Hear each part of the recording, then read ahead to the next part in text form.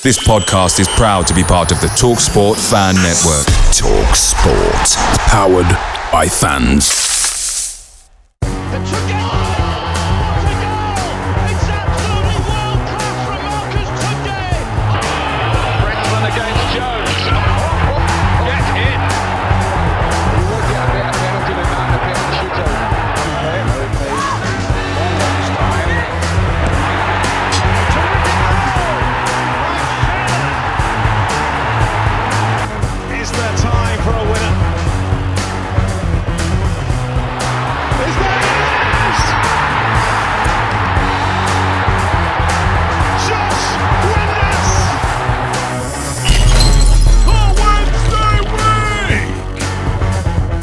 Hello, good evening and welcome to a new episode of the Wednesday Week. My name's Dan Fudge and joining me tonight I've got Ash, Stevie and new weeker. Got to be careful how I say that in Charlie.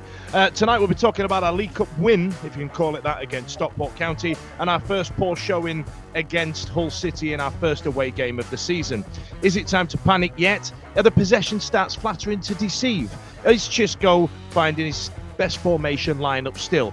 Let's make sense of it this evening. Stevie, how was Stockport for you? All right, yeah? Good evening. It was. You know what? On reflection, it wasn't as bad as people make out. I think there was probably an element of over expectation. But if you look at the stats, we were comfortably the better side on the night, even though we played within ourselves. But I think we panicked a little bit too much as a fan base, and we're still finding our way a little bit with the formation and so forth. But I thought we deserved to get something out of the game, and we were deserved on balance, deserved to go through to the next round, even though it wasn't a classic and we weren't at its best.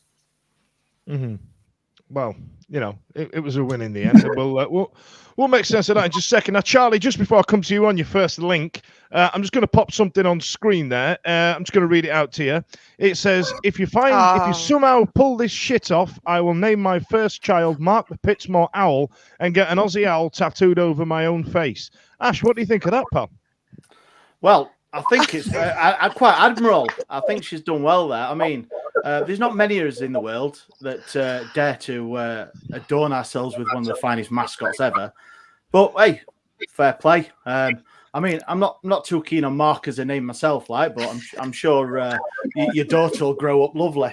I tell you what, just for those on the audio medium, Ash is now sporting a Sharpie-esque Aussie Alta. Who's done that for you? It's actually really, really impressive, Ash. Who's done that for you? That's Mrs. Rogers. She's done that, and I did hand her a eyeliner, but she did rummage around in a bag, and if it's a Sharpie, I'm in trouble at work tomorrow.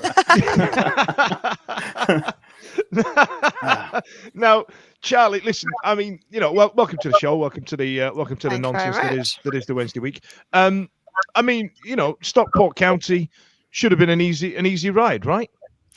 I think we've gone into it assuming it would be, and I think that's always been our biggest problem is we always have the expectations that for those lower teams we're going to absolutely trounce them. But I think we're not yet the team we're going to be 6 weeks, 6 months down the line. So I think there's a lot of work we need to do. We've got a lot of new players in, and I also think there was some moments in there where you thought, yeah, that's the beginning of something that's going to be bigger and better. But I think if it weren't for the ban and penalty, it would have been quite miserable. But I think that moment it gave us enough to talk about on Twitter afterwards. So I think that saved the day a little bit for me.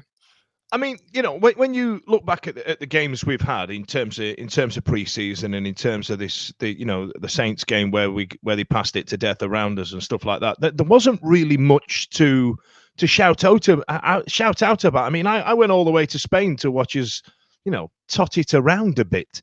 I mean, do you still think Xisco's finding his feet? I mean, we can forgive him a lot for pre-season. Don't get me wrong. I'm not that psychopath, but do you still think? I mean, I think Blair said it after the Southampton game. This isn't going to be the 11 that we'll finish the month with. I mean, is that something you'd agree with? Yeah, definitely. And I think he's new, they're new, we're new. We're not a championship side yet. We haven't been a championship side for a couple of years now. I think we need to actually work out who we are in this league. And no one could have predicted the upheaval we'd actually have over the summer. It's not just about getting new players in. It's getting new everything. And effectively, we can't really predict how anything's going to play out. And I do think we need to give leeway. I mean, I write pre-season off anyway. I think you can have an amazing pre-season. It means absolutely nothing. It's easy to read too much into it. But yeah, it is still early days, but ask me in a couple of months and I might, if I'm still watching football like we saw on Saturday in a couple of months' time, I might be feeling a bit. There'll be no more tattoos on behalf of that Sheffield Wednesday. I'll tell you that. Well, it's weird you mentioned the new things, because I don't think Stevie is still mourning the fact that that Darren Moore's not there anymore. How are you feeling about that, Steve? I mean, one can't grieve forever, I suppose, but yeah, it's not ideal, is it? But no, I've made my opinions sort of very well known on my feelings about the situation, and as Charlie's alluded to there, we've had a lot of upheaval pre-season, haven't we? It's not been ideal. The preparation hasn't been ideal, and nobody's going to tell me that there was ever some sort of plan that when Darren Moore that we had another manager coming in, there was somebody else lined up.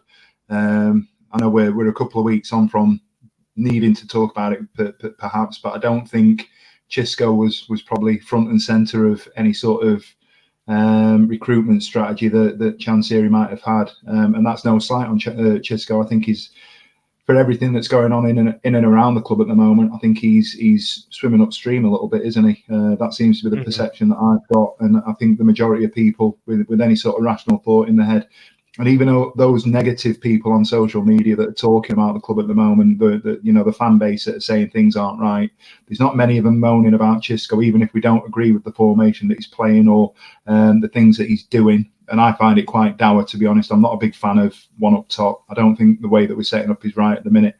If he can find a formula that makes it right, then fair play to him, and he deserves a chance.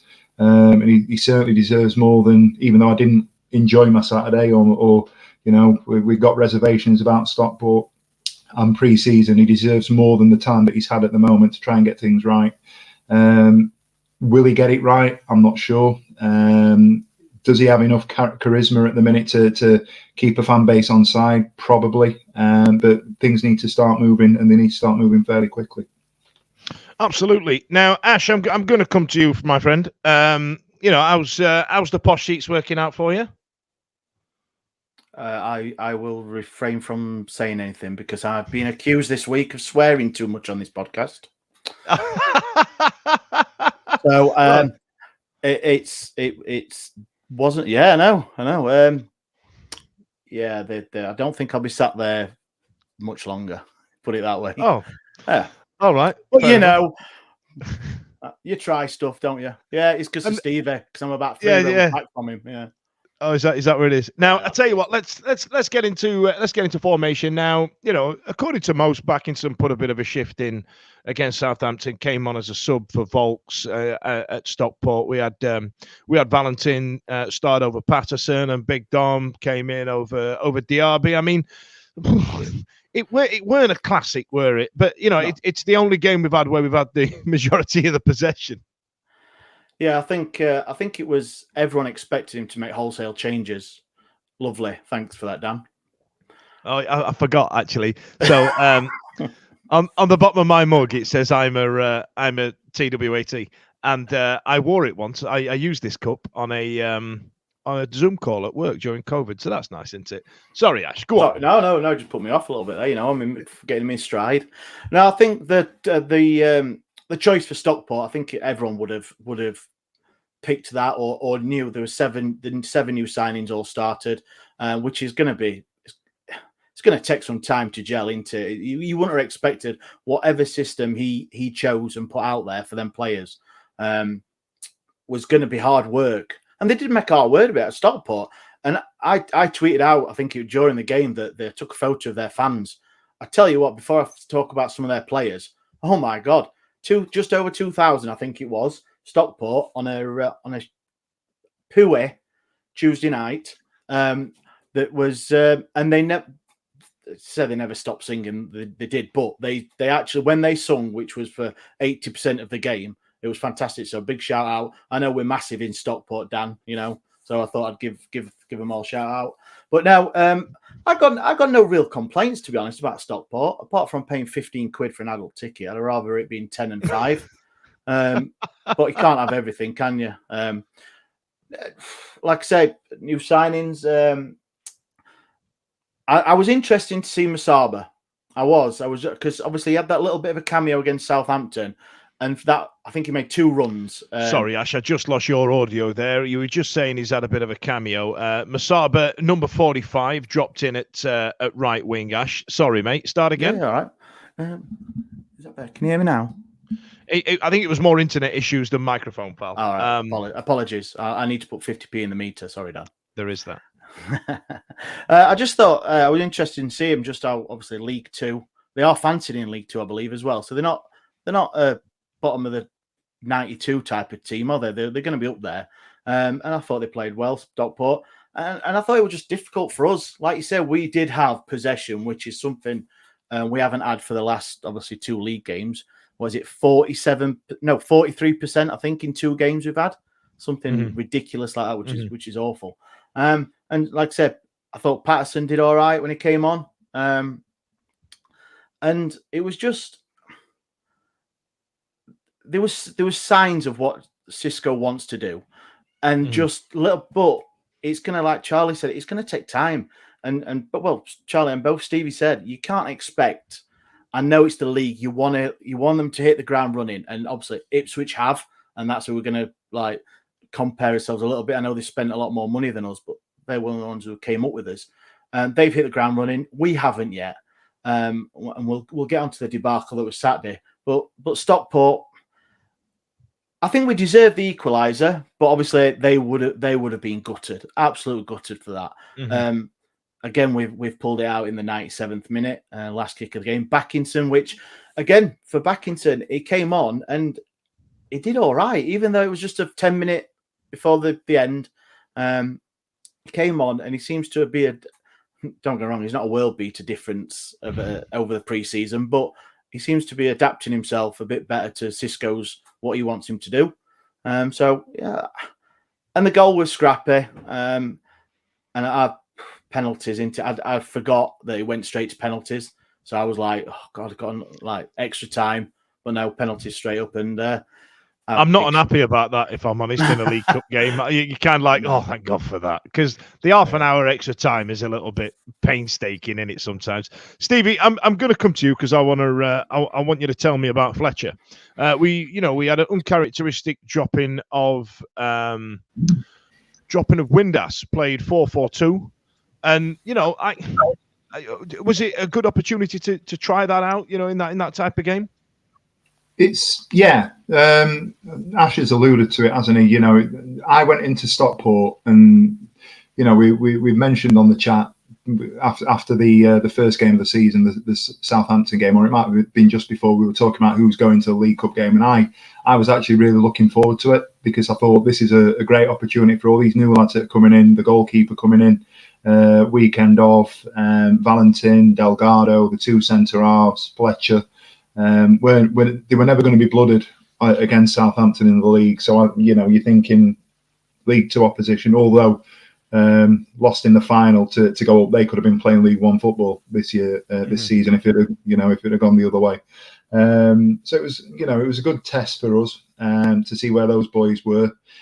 Fletcher, it's a big season for him, isn't it? Based on everything that people have talked about in terms of transfer fees and people at the clubs that he's been at saying that he's not up to it, and he's, by his own admission, has sort of said, this is a huge season for me in terms of my career development and progression, because make no bones about it, if he's not having an impactful season this year, he'll not be playing Championship football again.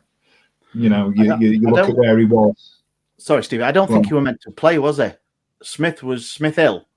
I think because all the transfer, the derby and everything like that, and everyone was going, oh, will Smith start? Will he play? And I think he was down. I think Xisco said in his post-match he was down to play, but I think he was ill. So that's why Fletcher got his chance. And mate, I could be shitting through iron needle, and I'd still do better than Fletcher.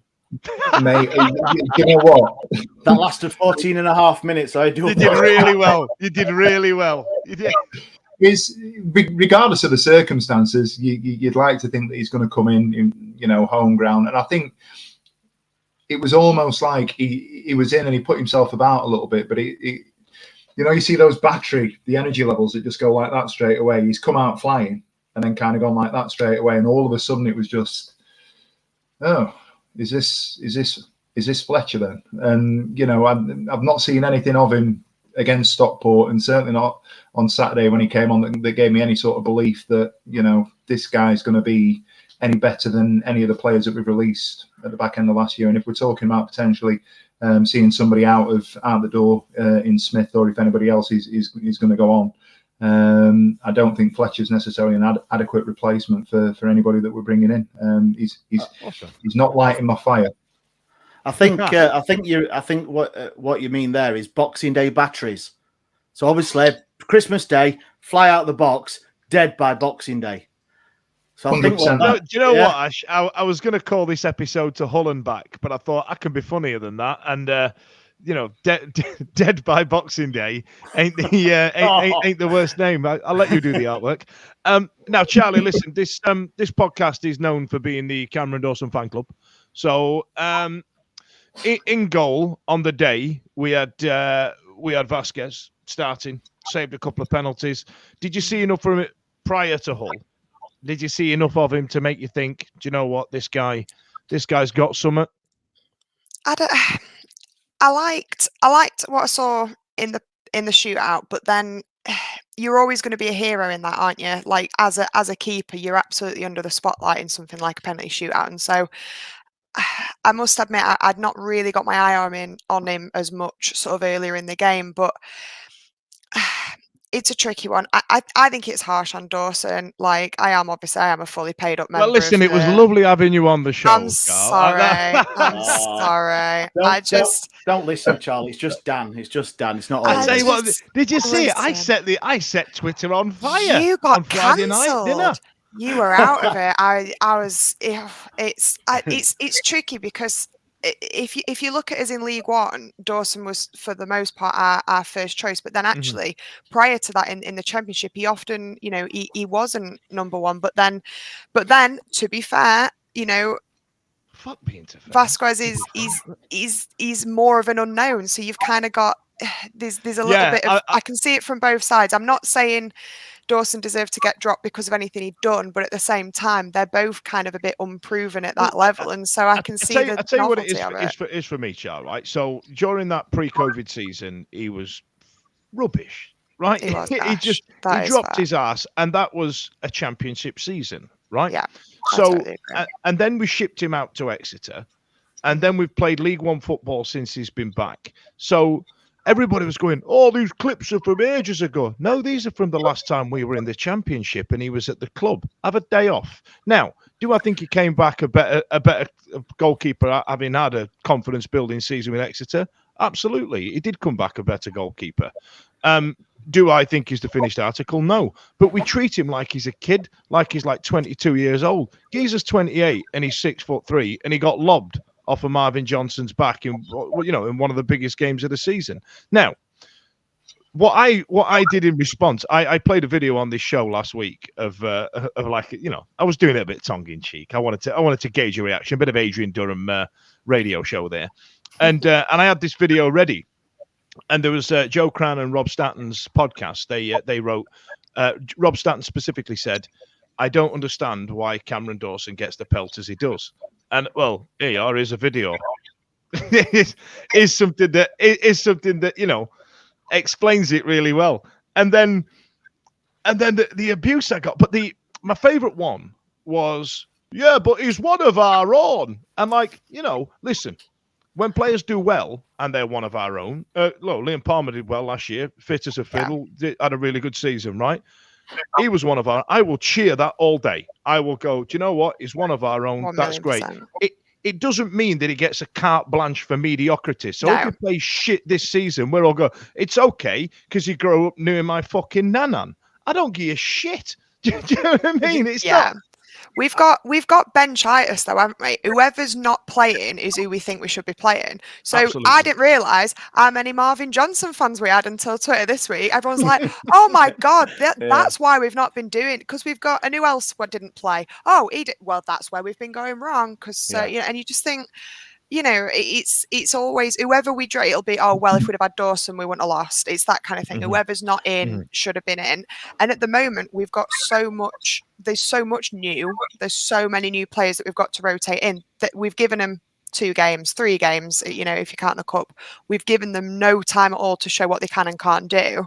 And the problem is with Dawson, you are, other than like pre-season, you're comparing it to last season in League One. You're comparing everyone really their previous performances to playing in League One. I mean, Stockport, if we'd have lost our playoffs and they'd have won theirs, would have been playing in the same league as them.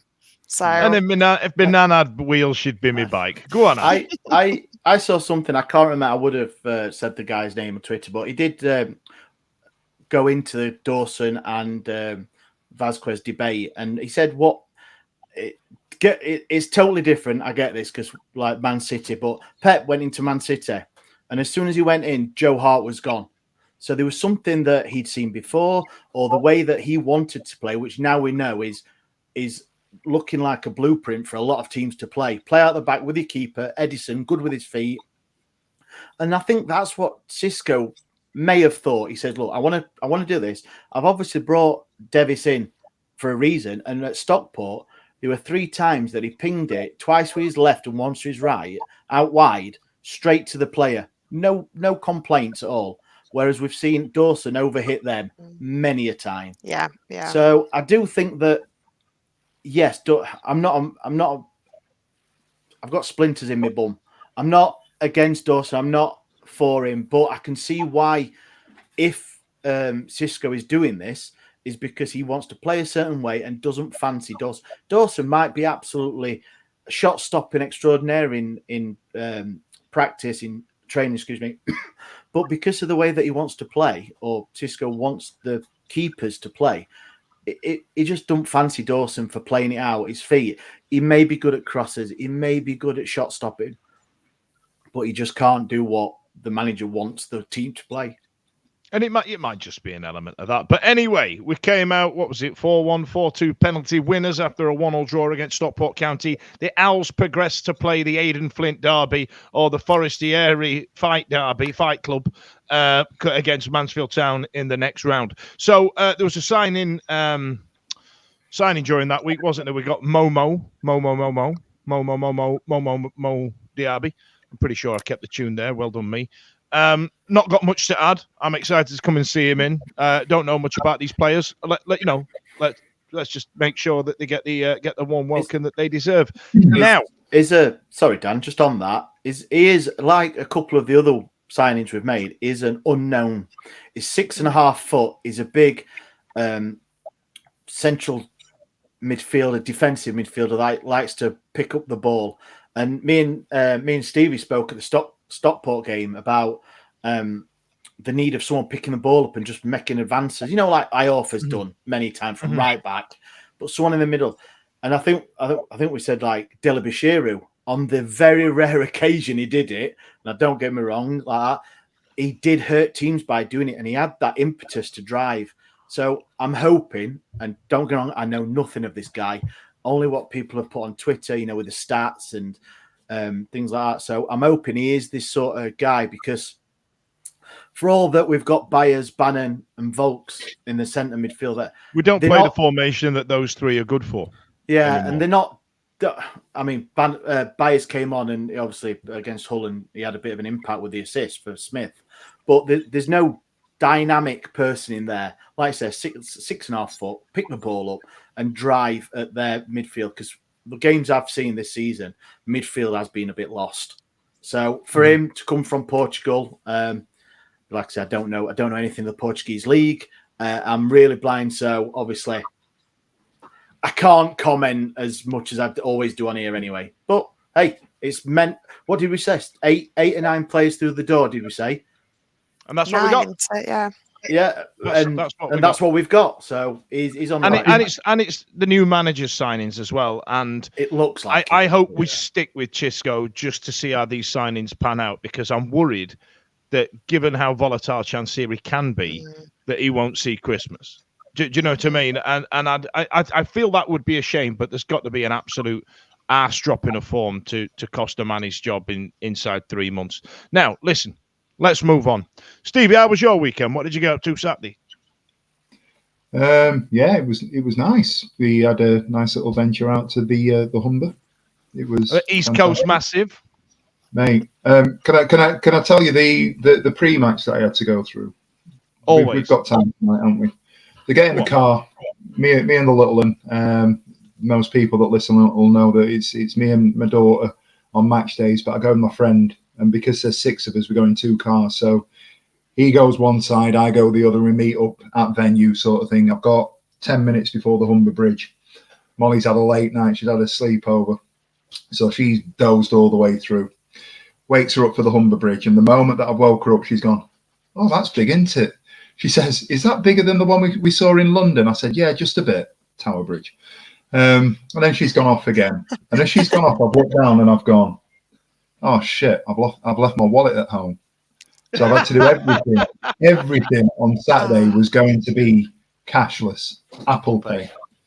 So I've gone, right, where do I park up that's going to accept? So I've tried to get into the pub near Ash. Then I've had to download an app. The pub that Ash was in, I've had to try and download an app that wasn't playing ball. So I've ended up ghosting Ash and going, fuck it, I'm going straight to the ground. So I've gone to the ground. I've done I've done 3 loops of the ground to try and find somewhere to park up. And as I've done the 3rd one, I've decided I'm going to go into the car park. Pulls over, winds the window down, and says to the steward guy there, I says, "I don't suppose there's any way that this is cashless." He went, "No, you've got to pay. You've got to pay cash." I'm like, "Right, that's great." I said, "No Apple Pay." No, sorry. It fools people because the entire ground is cashless, but we have to pay to get in. Like, fucking brilliant. So I says, "Okay, no worries. I don't suppose there's anywhere that's off road where I can pay and display or anything like that." The guy goes, "No. Try over there," and he's pointed towards this estate. Now, mate, yeah, not far back over the bridge. So I've gone back over the bridge. I've gone through into this housing estate, and as we've gone further and further, Molly's looking at me, going, "Are you sure this is right?" So I've made her take her shirt off. She's got a shirt over a hoodie. I've made her. I was going to say, yeah, let's just no colours. No colours. We've ended up parking on this side street. Now, the side street, due respect, I grew up on the manor. I wouldn't have looked out of place if it were around the corner from my mum's house. So we've ended up walking through. First corner I get to is an off licence with some fella outside it. I'm not going to sort of denigrate anybody by talking about nationalities or anything like that. It's generic bloke smoking something that he shouldn't have been smoking, walks back in and gets behind the counter in this off licence as we're walking towards it. Brilliant. Mint. Love that. Carries on walking. Car pulls over to give way to somebody coming from behind me. I'm talking to Molly at the time. There's this mobility scooter on the road. A car's given way to this mobility scooter, and as the bloke's driven past me, I've seen he's only got one arm, and he's steering this mobility scooter with one arm. Easy rider. Gets to the junction. He's turned right, so I've immediately gone, "Molly, we're going left." Then realised that the traffic lights, the crossing is to the right, so I've had to double back. Just as I'm doubling back, he's done a 180. And he's stopped in front of us, and we've gone, "Oh, shit. Is he going to start kicking off?" Within 30 seconds. Take him, Steve. I mean, you're 6'3" and you've got both arms. So some woman, both arms. Some woman has come out of the shop and sat in front of him and just snuggled back, and he's put his good arm, his only arm over her like that, copped a feel, and she's just started driving away. Oh wow! So like, welcome to Hull. Wow. Ash, we're going back to Hull and back. Mate, We've gone across the road, and this is the best thing that my little one has ever done. We've gone across the road. She's got a shirt on by this point. We're on the main drag. We've seen a couple of shirts. And some bloke has decided to pull over, wind his window down, and shout at my 9-year-old daughter, "Wednesday a shit." At which point Molly's gone, creative. Daddy, what did that man just say? So me being me, I've kind of laughed it off and gone, well, he's just said Wednesday a shit. And as we're walking across the road, she went, oh. And then she's turned to me and gone, he's not wrong, is he? Oh. Well, you know, I can't. It's like she could see the future. Exactly. Yeah. She's like seen us at all before. If somebody had that frank interaction with us about 30 years ago, would have been absolute, would have been all right. Would have been all right. Honestly. Charlie, did you see the whole game? Did you see much of it?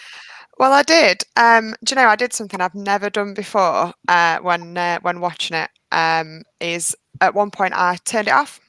I normally, no matter how rough it's been, like at one point, I think it was on the third goal went in, I just went, nope. And just slid my phone across the table. And I was like, nope, I'm having a good Saturday. Sun's out. Got a beer. It's all fine. And then like about 5 minutes later, I just like crawled my hand out and just dragged it back to me. Oh, 4-0, is it? All right. Yeah. But yeah, it was just so, because you can get beaten, like Southampton beat us, but I was like, yeah, flattened us, great team, whatever. Okay, not going to cry about it. But when you lose because you're so crap, you're not just the worst team in the game. You might be the worst team that side of the Humber or on earth at that point. And you're just like, no, there's no joy here. Like, there's no fun to be found. It was just, if we strung 2 passes together, I'd have cheered. Like, it was absolutely diabolical. And yeah, no good. No good at all. Well, I tell you what, let's talk about possession stats, Ash, because I've got an infographic I found on Twitter earlier on. I've not made it. Now, the only place against Hull where Sheffield Wednesday made 2 consecutive passes without the other team getting involved was in our own box. So, so that's nice, isn't it? So, we've racked up something like 25% of possession inside 2 league games. Christ, you mentioned you wanted to see what Xisco was trying to achieve in the Stockport game. I mean, did you see any snifter of that at the KC Hollywood MK Dons Stadium? I don't know what it's called this week. It's the MKM, I think. The big brick with the Bob the Builder hat on. Yeah. Brilliant. Yeah. Oh, is that him? Yeah. Is he going to be the new boiler man of the 23-24 season? I think he was the one who was running around the pitch with the tigers. There were two tigers as well. Which God, that song. Yeah. No, don't. If it is an insight into how, or Xisco ball, should we call it, then I don't want to see much more. But and that is what we saw, what we talked about earlier about him having the time and the personnel to implement what he wants to do. So, to be honest, I don't know what it was on Saturday. I really don't. He played Dom Iorfa at right back. He played Famewell at left back. Basically 2 centre halves. We played 4 centre halves. We were so narrow at times. There was Hull were just pinging diagonal balls to their left and right side, and they had all the space in the world. And it was just inept of any sort of, not just defending, spatial awareness on the pitch where the guys were. Do you know what I mean? You can have Dom can have all the pace in the world, fastest man in Yorkshire, but if he's out of position, that pace is only going to get you so far. And a couple of times he did make up for it. Don't get me wrong, but there were other times that he was just well out. Not just him. I'm saying his name, but all over the pitch was inept at times. And I really don't know what Xisco wants. I watched a few of the highlight. Yeah, I did a bit of research. I watched Donny in the League Cup against Hull. They lost. But the first goal that Donny scored, it came from them pressing their centre-backs. Both their 2 up top, both of them just pressing them, stood on them. They made a mistake, in goal. The next clip was the Hull City keeper had the ball for 45 seconds while he was choosing to play out from the back. They pressed up. They were on the basically near or on the centre halves. Nowhere to go. They had nothing up front in midfield for him to play at, and he just kicked it out, I think, in the end. And that was it. It was pressing. And I didn't see any of that. If I were doing a bit of research into how other teams approached Hull at this start of the season, because no disrespect, obviously, Xisco doesn't know the league. He doesn't know any of the teams. So I would expect him to be looking at every bit of footage from the last 4 or 5 months of Hull and going, right, this is how they're trying to play. This is the system they're doing. And obviously, Donny Rovers managed to do it, and we couldn't. And I don't know. Ash, that was actually impressive. You've actually done some homework there, haven't you? Have you come away with some actual proper analysis here? I did do a little bit, only because my boss is a Donny supporter and he won't shut up. But no, but yeah, and I just the way, yes, we got the first goal against the run of play for me, and I don't know what anyone else thinks. So that's it. Got the first goal. I think that was that was it. I can't. Bannon came off at half time. Apparently, he was carrying an injury and he had an injection, if you believe social media, which is second league game of the season. Is what are you doing? We've got players on the bench. Baez could have started. All right, he might not be 100%. Have you got benchitis? That Charlie got benchitis, mate. Yeah, no. If someone's carrying a knock and he has to have an injection at second league, we do have quite a large squad here. Like, you know what I mean? We don't need to be, jabbing geezers up with the gear just to get them through 90 minutes. Yeah. I mean, Steve, what did you make of the football itself? I felt Smith took his goal really well. Byers involved, to bring out positives. Enjoyed that, but some of these goals were a bit slack, weren't they? That we conceded. Largely agree with Ash. I think me and Ash were there. You were sat to the side, weren't you? And I was behind the goal with the children that were trying to give it that one at the Hull fans. I was at the bang opposite. I was at the netted end at the far. Like 3 seats. I was like the T1 massive for the day. I was. The T1 massive were with me, by the way. Average age 14.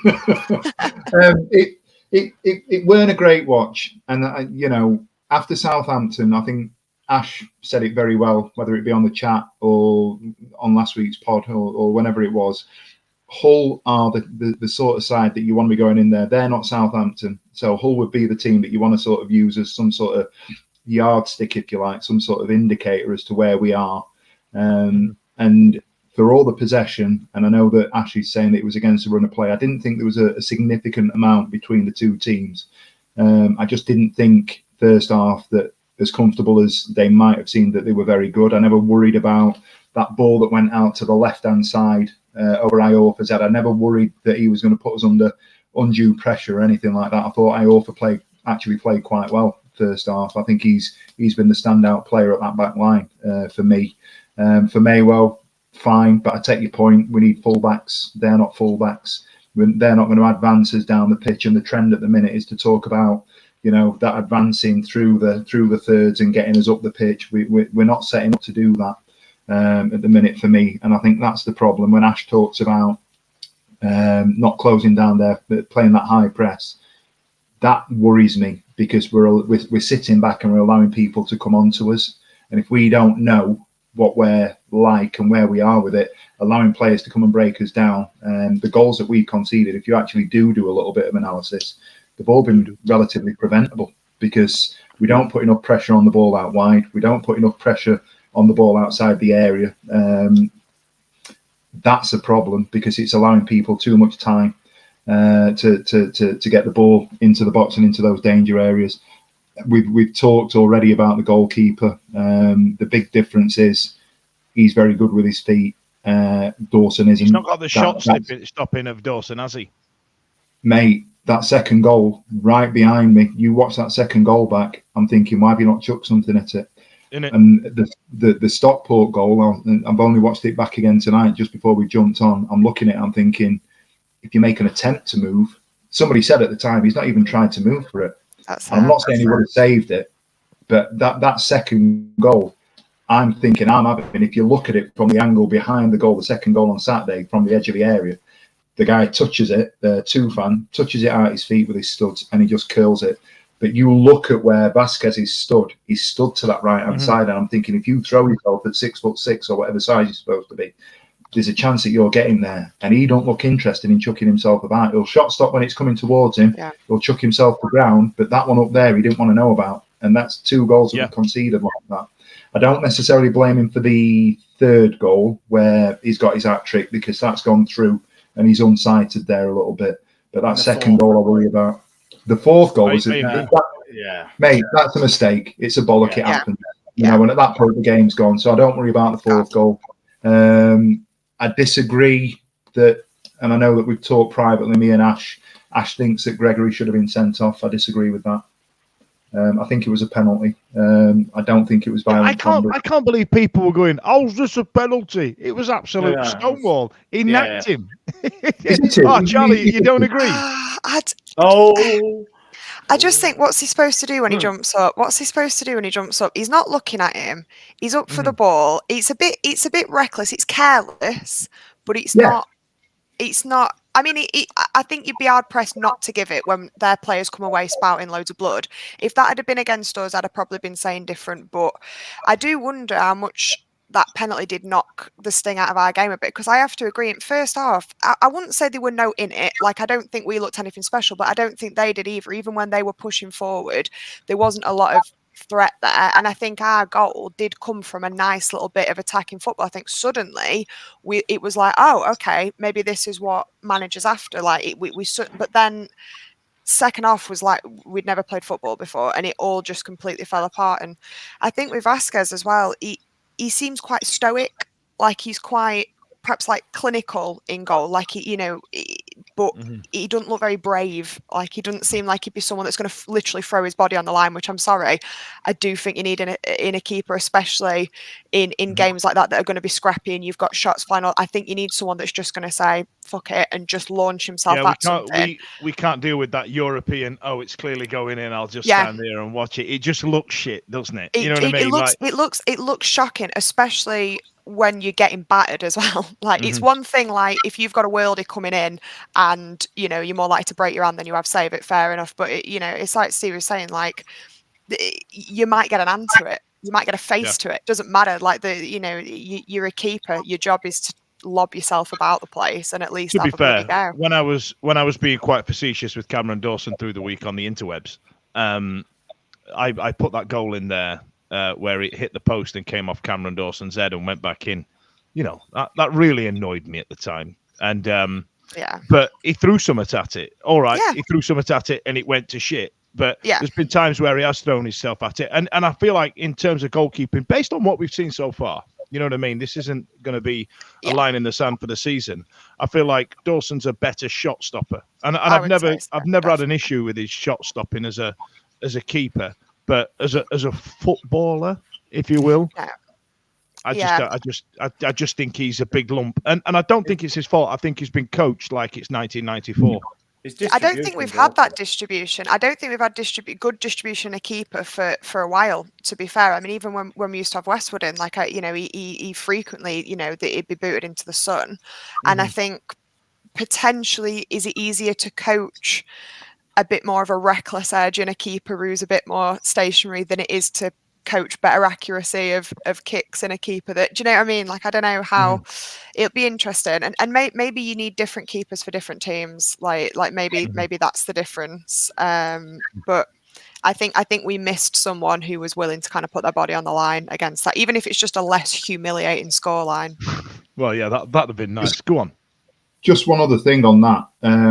His distribution, I'd say, is probably the best, as good. I've been watching for 35, 40 years. His distribution is as good as a goalkeeper that I've ever seen. I don't think you can compare Westwood or Pressman or Woods or any of the predecessors. This guy is an outfield footballer playing in goal effectively. And that's not to disrespect his goalkeeping ability. But what I will say is, if you've got that level of ability as a goalkeeper, what's he doing? He's looking to set us up to go and play, and he's looking at his fullbacks. And our fullbacks on Saturday were Dominic Iorfa and Akin Famewa. So if he's chipping, it's all well and good in being technically that good to be able to do it. If he's setting off, are they? Iorfa, what's he doing? So he's giving ball to Iorfa here. Iorfa's then got to take 5 touches to get it under control. And I'm an Iorfa fan. I think when he's on form, he's as good a defender as we've got. Even though he kept Liam Palmer out of the team on Saturday? Mate, don't worry about it. Do not worry about it. The moment Palmer comes back in, everything will be all right. Anyway, notice that Bannon keeps dropping into that left-back spot. First half on Saturday, dropped in. Backinson was falling in short. Due respect, I think Backinson, he's had his pelters and he's done okay the last couple of games that he's been involved, but he hasn't set the world alight. But if we're relying on Backinson to come and get the ball and play against some of the better sides in the Championship, I do worry about that a little bit. And I think Bannon dropping into effectively a left-back position to pick the ball up and then go and play leaves us very exposed in the middle. I don't think we can afford to do that either.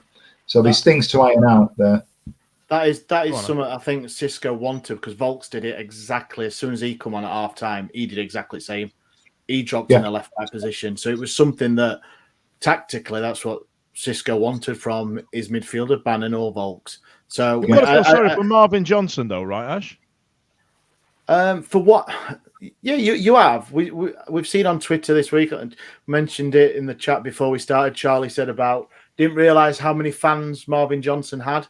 Obviously, you have, but there's reasons for everything, isn't there? Like say, he's just signed a new contract, and Xisco's come in, and he either don't fancy him or he's not trying new things. Yeah, of course. You just don't know. I am sure he's not going to go another 3 or 4 games without playing some minutes. I just think he did come into his own last season. He did have a good season. And is he something like the highest assist? He got like in the last 2 seasons or whatever it was. So it's strange, isn't it? The 2 perceived better players of last season, Palmer and Johnson, have not had many minutes. Well, I think Palmer's coming back from an injury, so there is that, right? And for me, you know, Darren Moore played wing backs, and as far as Xisco's concerned, regardless of what Liam Palmer's done the last 10 years, those 2 are wing backs, and we don't play that position anymore. It could just be as simple as that, you know? Like, you know, Xisco coming into the change room going, hey, where do you play? I play left wing back. Ooh, Santa Maria, brother. You know what I mean? They don't know. They don't know. Listen, I tell you what, I'm conscious of time here as well, so I'm just going to make some notes here. Momo is better than Fizeo Della Bashiro, is what Ash said. Charlie's clearly the type Charlie's clearly the type of person that gets bored and texts her ex when she's drunk because she picked the phone up halfway through getting a beating. So we know that about you. And Steve is fighting with one-armed people. So, you know, there's been a lot happen this week, lads. So, you know what I mean? So this weekend, coming up, we've got Preston. A team that seem to be perennially in the Championship. Sometimes maybe good, sometimes maybe shit. I can never work them out. I mean, Stevie, how are you feeling about Preston? We've got it. We need a response, don't we? I'd like to think that there will be lessons learned from last Saturday, and if we turn up more like we did second half at Southampton than we did second half at Hull, I'd expect us to get something out of the game. Again, it's a process, it's a journey. I'm not going to waffle too much. I'll take 1-1. I'll take 1-1 as it goes. What about you, Charlie? What about the prediction? Yeah, I'd say 1-0 is a good prediction. I think a draw. I think if we're not going to see the finished product by Preston, but it'd be nice to at least see what the plan is. Mm-hmm. Yeah, and a bit of desire. What do you think the score is going to be? You, Charlie, sorry. Me? I thought I said 1-1. Sorry. Oh, I clearly weren't listening. My apologies. I still think say 1-1. I still think. Oh, let's all laugh at Dan Fudge. He keeps fucking it up on the internet. We all know what happens there. We all love it when he fails. Ash, what about you, son? Come on, give me some positivity. Well, Preston are unbeaten, aren't they? 1-1, drawn 1. So they're. Fuck's sake! I thought you were going to come in and go, we're going to smash them 3-0. No, because I said that about Hull last week, and it didn't work, did it? Didn't happen. So I agree with you, Dan. They've been in the Championship a while, and they've always been a team, haven't they? Just to be honest, would you like to be one of them teams? Like, that just like you live from week to week, sometimes good, sometimes maybe shit. Like, you kind of like. I think me and Stevie on the group chat. I mean, if anyone listened between me and Stevie this season against last season, I think one of us has had a bloody brain transplant because totally different. We agree on things now, so it's I don't like change. I would take 21st, 20th, 19th, anything like that. Just above relegation, right? Yeah, this season, and yes, I know that may mean that we go 5 without a win.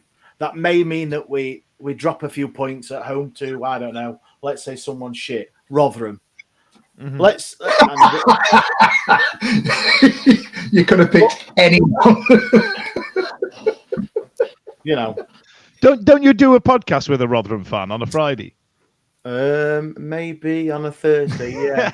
Yeah. So anyway, get a plug into that. But, put that and post it. Don't, because he said that last week about Hull. I said we were going to win easy 2-0, and the guy goes, "Clip it for next week."